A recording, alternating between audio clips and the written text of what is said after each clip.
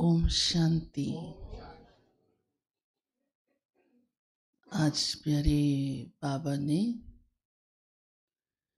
हम बच्चों को विशेष याद की सब्जेक्ट पर बहुत अच्छी तरह से उसकी महीनता सुनाई है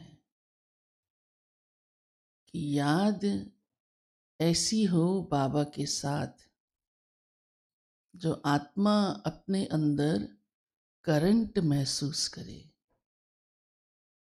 और उसके लिए प्यारे बाबा ने कहा है कि औरों की याद होगी तो बाबा की याद ऐसे कैसे संभव है। ये कितना बाबा ने एक सूक्ष्म हम सबको समझानी दी है।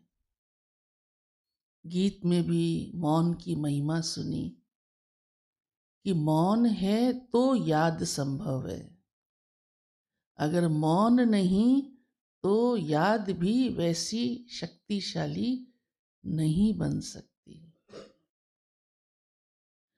इतना भी देखो, जब वाचा में रहते हैं ना, वाचा में आते हैं तो याद की क्वालिटी वैसी नहीं रहती। भले अंदर बाबा करण करावनहार है, हम कर्म योगी हैं, परंतु वो भी कितनी देर टिकता है। तो बहुत बोलने वाले की याद शक्तिशाली कैसे संभव है, क्योंकि ध्यान बुद्धि तो बट गई ना। जिस बात को बोल रहे हैं बुद्धि उस तरफ लगी ना।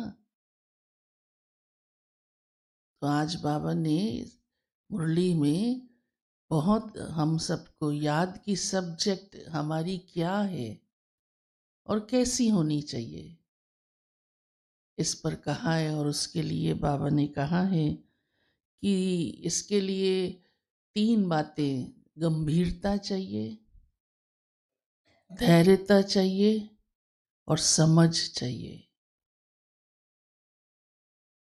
समझ माना मैं बिंदी आत्मा, बिंदी परमात्मा को याद कर रही हूं, ये समझ है ना, तो याद है।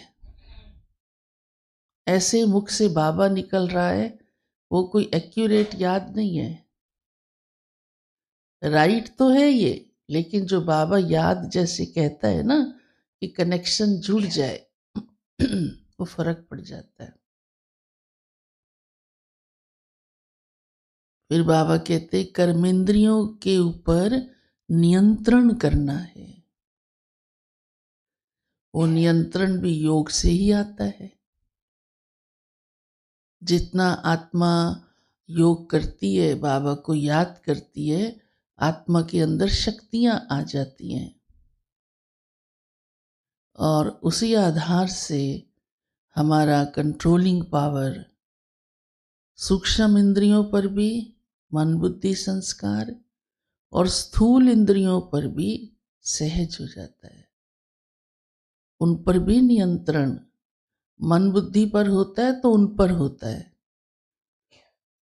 आंखें हैं, कान हैं, उतना ही उनको यूज करना जितना अति आवश्यक है। बस वही सुने, वही सिर्फ बोले, उतना ही देखें।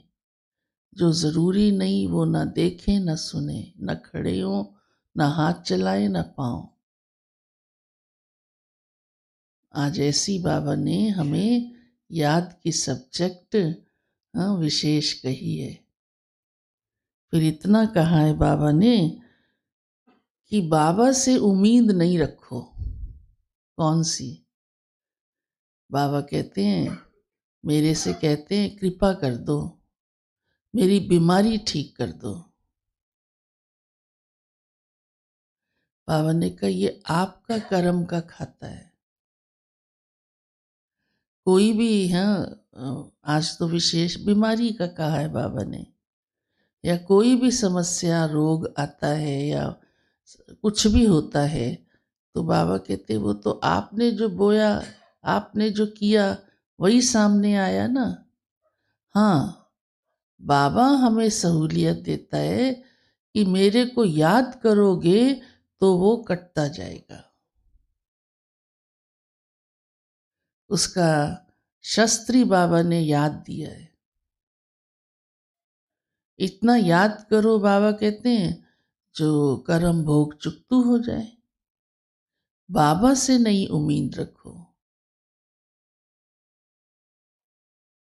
इतना बाबा देखो हम बच्चों को एकदम ऊंची स्टेज पर ले आता है ना।